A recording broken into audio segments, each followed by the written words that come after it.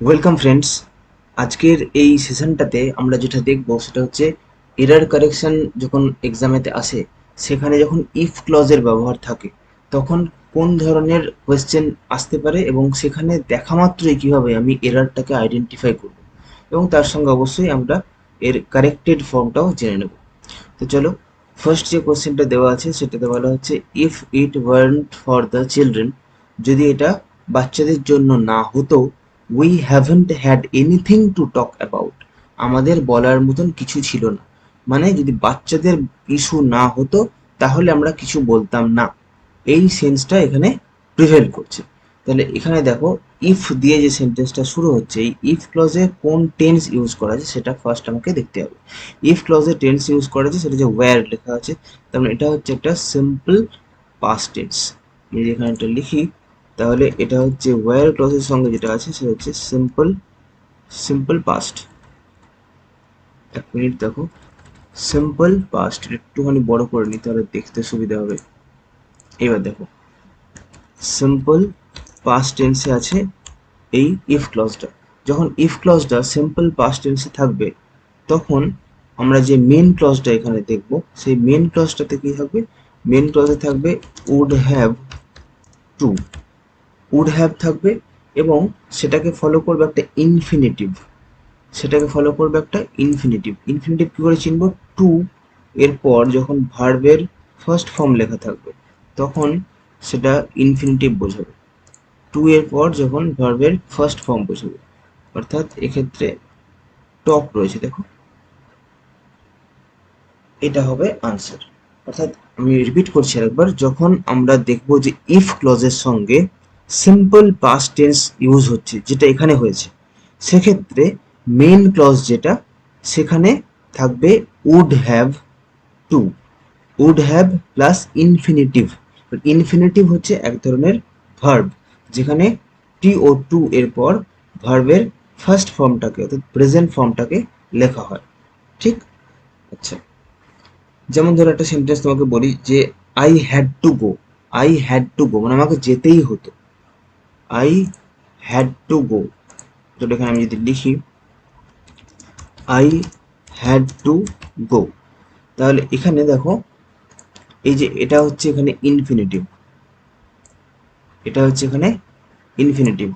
অর্থাৎ যখন টি ও টু এরপর ভার্বের ফার্স্ট ফর্ম ইউজ হবে তখন সেটাকে আমি ইনফিনিটিভ মানতে পারি, ইনফিনিটিভ মেনে সেটাকে চলতে পারি। যখন ফার্স্ট ফর্মটা ইউজ হবে তখন এটা হচ্ছে তাহলে আমার infinitive, I had to go. বোঝা গেল? এবার এখানে যখন আমি আনসার চেক করব, এবার এক্সামের সময় আমি কি করব, এক্সামের সময় কিন্তু আমি এই সেন্টেন্সটাকে এখান থেকে না পড়ে যদি এভাবে পার্টগুলো দেওয়া থাকে এইখানেতে পড়বো, কারণ এটাকে যখন আমি পড়ছি তখন এটার পিছনেও টাইম নষ্ট করছি, আবার এর পার্টগুলোকেও একইভাবে গো থ্রু করছি, এখানে টাইম নষ্ট হচ্ছে। যখন দেখবো যে পার্টগুলো এখানেই এবিসিডি ই করে লেখা আছে তখন এই সেন্টেন্সটাকে না পড়ে সরাসরি আমি অপশনের দিকে আসবো এবং এটাকে পড়বো। ইফ ইট ওয়ান্ট, এটা বুঝে গেলাম ইফ ক্লজের সঙ্গে simple present simple past tense use করা হয়েছে, তার মানে এর যেটা মেন ক্লজ থাকবে সেখানে কি থাকবে, উড হ্যাভ টু। এখানে দেখলাম যে না, উড হ্যাভ টু তো নেই, তাহলে এই পার্টটা হয়ে গেল আমার আনসার। এক্ষেত্রে এইখানটাতে আমার রয়েছে প্রবলেম, তাহলে কোশ্চেন ওয়ানের সি হয়ে গেল আমার আনসার। বোঝা গেল? এবার যদি তুমি এটাকে যে রুলগুলো আছে সেটা যদি আমরা একবার চোখ বুলিয়ে নিই তাহলে আমরা দেখবো যে দেখো ইফ ক্লজের সঙ্গে যদি সিম্পল পাস্ট থাকে তাহলে মেন ক্লজে হবে উড হ্যাভ প্লাস ইনফিনিটিভ, যেটা অলরেডি বললাম। এবার কিছু টাইপ দেওয়া হয় যেখানে কিছু ধরো তুমি ইমাজিন করছো, কিছু কল্পনা করছো যে এরকম হলে এরকম হতে পারতো, যদি আমার ডানা থাকতো আমি তাহলে উঠতে পারতাম, যদি আমি ওখানে প্রেজেন্ট থাকতাম তাহলে আমি এভাবে রিয়াক্ট করতাম, যদি সে এখানে থাকতো তাহলে হয়তো এই ঘটনাটা ঘটতো না। এরকম যখন কোনো ইমাজিনারি কন্ডিশনকে আমি ইমাজিন করি আর কি, এবং সেখানে ইফ ক্লজের মধ্যে সেই ইমাজিনেশনটাকে আমি ইউজ করি, তখন কি হয় না, পাস্ট পারফেক্ট টেন্সে আমাকে ইউজ করতে হয় এবং তার ক্ষেত্রে মেন ক্লজটাও পারফেক্টই থাকবে। যে would have plus V three, যখন আমরা খেয়াল করে দেখো যখন পাস্ট পারফেক্ট করি তখন কি করি, হ্যাভ বা হ্যাজ, পাস্ট পারফেক্টের ক্ষেত্রে হ্যাড ইউজ করি, হ্যাড তার সঙ্গে ভি থ্রি। এবার যেহেতু এখানে উড ইউজ করে ফেলছি তাই হ্যাজ বা হ্যাভ আর তার সঙ্গে ভি থ্রি, আমরা always have plus V three use করবো। যখন ইমাজিনেশন থাকবে তখন পাস্ট পারফেক্টে থাকবে ইফ ক্লজ এবং মেন ক্লজটা হবে would have plus V three. Example দেখো তাহলে বুঝতে পারবে। ধরো কোয়েশ্চেন টুটাতে আছে যে কি আছে, if I would have realized he was in travel, যদি আমি এটা রিয়েলাইজ করতে পারতাম, বুঝে উঠতে পারতাম যে সে সমস্যার মধ্যে রয়েছে, I would have done something, আমি কিছু একটা করতাম, টু বেল হিম আউট, তাকে সেই সমস্যা থেকে বের করে আনার জন্য। তাহলে এখানেও একটা কি ইমাজিনেশন, একটা কল্পনা করা, যদি আমি ওখানে থাকতাম, বাস্তবে ছিলাম না, বাস্তবে আমি নেই ওই পরিস্থিতিতে, যদি থাকতাম তাহলে কিছু একটা করতাম, এই যে ইমাজিনেশন লাগাচ্ছি। যখন ইমাজিনেশন লাগাবো তখন কি হবে না, ইফ ক্লজের সঙ্গে কি বললাম, পাস্ট পারফেক্ট, এখানে কিন্তু পাস্ট পারফেক্ট নেই। পাস্ট পারফেক্ট হলে এটা কি হতে পারতো, পাস্ট মানে হ্যাড হতে পারতো, আর পারফেক্ট মানে এর V three, that is realized. তাহলে এটার কারেক্ট আনসার হওয়া উচিত ছিল ইফ আই হ্যাড রিয়েলাইজড। বাকিটা তাহলে এইখানটাতে হচ্ছে এরর। তাহলে ইফ আই হ্যাড রিয়েলাইজড মানে এ পার্টের মধ্যেই রয়েছে এরর। যখন এটা হবে যে ইমাজিনেশন করছি তখন হ্যাড প্লাস ভি থ্রি হলো, তাহলে এর মেন যে ক্লজটা সেখানে কি হবে, সেখানে হবে would have plus V three, would have plus V three, do did done, তাই তো, এটা হচ্ছে ভি থ্রি ফর্ম। তাহলে উড হ্যাভ এটা হবে, তার সঙ্গে হবে ভি থ্রি, এটাই হয়ে যাবে নিয়ম। তাহলে যখন ইমাজিনেশন থাকছে তখন ইফ ক্লজে আমরা থাকবে past perfect, it is past perfect. Past পারফেক্টের ক্ষেত্রে কি হবে, অলওয়েজ হ্যাড হবে এবং পারফেক্ট হওয়ার জন্য তার ভি থ্রি অর্থাৎ পাস্ট পার্টিসিপেল ফর্মটা ইউজ হবে, সে কারণে হ্যাড রিয়েলাইজড হবে। আর এর যে মেন পার্টটা সেখানে হবে would have plus V three, would have এখানে ডু ডিড ডান, তাই হয়ে গেল উড হ্যাভ ডান। বোঝা গেল? আচ্ছা, এবার আমরা দেখি পরের প্রবলেমটা। সেখানটাতে বলা হচ্ছে যে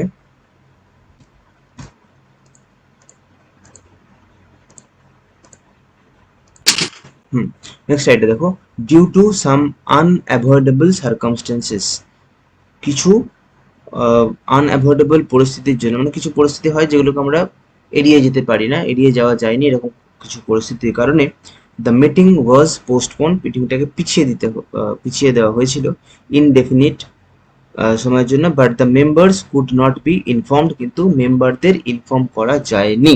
তাহলে এর প্রবলেম, এর যে এরর সেটা কোন পার্ট আছে খুঁজে বার করতে হবে। Due to some unavoidable circumstances, কিছু ঘটনাক্রমের জন্য, এটা ঠিকই আছে। দ্য মিটিং ওয়াজ পোস্টপোন্ড, এটাও ঠিক আছে, এটা প্যাসিভ ভয়েসে করা আছে, এটাও ঠিক আছে, কিন্তু এইটা ঠিক নেই, ইনডেফিনিট করে ছেড়ে দেওয়া আছে। এটা হওয়া উচিত ছিল অ্যাডভার্ব, অর্থাৎ ইনডেফিনিটলি, এটা হওয়া উচিত ছিল ইনডেফিনিটলি, এটাতে হওয়া উচিত ছিল অ্যাডভার্ব, অ্যাডভার্ব ফর্মটা। তাহলে কারেক্ট আনসার হচ্ছে পার্ট সি, আর এখানে হচ্ছে এররটা। তাহলে কারেক্ট সেন্টেন্স হওয়া উচিত ছিল এটাই, যে due to some unavoidable circumstances the meeting was postponed indefinitely but the members could not be informed. Okay, চলো নেক্সট কোয়েশ্চেনটা যদি দেখি আমরা, সেখানে আছে ইফ ইউ হ্যাডন্ট ফোনড, যদি তুমি ফোন না করে থাকতে আর তাকে, we would never have found out what was happening, we would never have found out, আমরা হয়তো কখনোই এটা খুঁজে পেতাম না, জানতে পারতাম না, হোয়াট ওয়াজ হ্যাপেনিং, কি ঘটনা ঘটছিল। তাহলে এখানেও দেখো একটা ইমাজিনেশন লাগানো হয়েছে, একটা কল্পনা লাগানো হয়েছে। যদি ইউ হ্যাডন্ট ফোন হার, যদি তুমি তাকে ফোন না করতে, তাহলে কি না কেলেঙ্কারি হয়ে যেতে পারতো। তাহলে এখানে কি হচ্ছে দেখো, ইফ ক্লজের সঙ্গে কি করা হয়েছে, past perfect had plus V three, ঠিক ব্যবহার করা হয়েছে। তাহলে এর যেটা মেন ক্লজ সেখানে কি হবে, এর যেটা মেন ক্লজ সেখানটাতে কি হবে, উড হ্যাভ ভি থ্রি, তাই না, would have V three, would have found, find found found.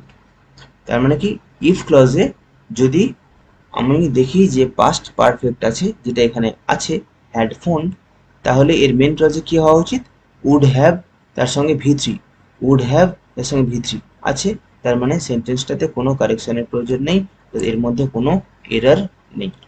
বোঝা গেল? আচ্ছা, যদি নেক্সট কোশ্চেনটা দেখি, সেখানে বলা যাচ্ছে যে হি শাউটেড অ্যাট হিজ সেক্রেটারি, সে তার সেক্রেটারির প্রতি চিৎকার করেছিল, অ্যান্ড টোল্ড হার, এবং তাকে বলেছিল that he does not need her service, কিন্তু তাকে এবং বলেছিল যে তার সার্ভিসের আর কোনো প্রয়োজন নেই। বেশ, এখানে এররটা আমরা খুঁজবো, কিন্তু তোমার যদি এই ধরনের ভিডিওর প্রয়োজন থাকে, তোমার যদি মনে হয় যে হ্যাঁ ভিডিওটা কোয়ালিটি আছে, তাহলে তুমি এটাকে লাইক করো, বন্ধুদের মাঝে শেয়ার করো, এবং কমেন্ট করে জানাও যে তোমার ভিডিওটা কেমন লেগেছে এবং এই ধরনের কন্টেন্ট তুমি চাইছো কিনা, আমি তোমাকে বোঝাতে পারছি কিনা, বা তোমার অন্য কোনো ওপিনিয়ন আছে কিনা এই ধরনের এক্সাম্পলের ক্ষেত্রে। চ্যানেলে নতুন হলে অবশ্যই চ্যানেলটাকে সাবস্ক্রাইব করো। তো দেখো, এখানে বলছে হি শাউটেড অ্যাট হিজ সেক্রেটারি, সে তার সেক্রেটারির প্রতি চিৎকার দিয়েছিল। এখানে বললো এটা পাস্ট সেন্টেন্স, পাস্ট ফর্মে আছে। অ্যান্ড টোল্ড হার, এবং তাকে বলেছিল, এই পর্যন্ত ঠিকই ছিল, that he does not need, এইখানটাতেই করে দিল গন্ডগোল। চলছিল ব্যাপারটা পাস্ট টেন্সে, কিন্তু এখানে হঠাৎ করে লিখে দিল প্রেজেন্ট ফর্ম, তাহলে এটা হয়ে গেল ভুল। এটা হওয়া উচিত ছিল কি, he did, he did not need, এটা হওয়া উচিত ছিল ডিআইডি, ডিড নট নিড। তাহলে এরর হয়ে গেল এই জায়গাটাতে, পার্ট ডি এর মধ্যে। তাহলে কোশ্চেন 5 এর আনসার হয়ে গেল পার্ট ডি। আজকের ডিসকাশনটা এই পর্যন্তই থাক, এর পরের ভিডিওতে ফার্দার আরো কালেকশন আমি নিয়ে আসবো। ততক্ষণ পর্যন্ত ভালো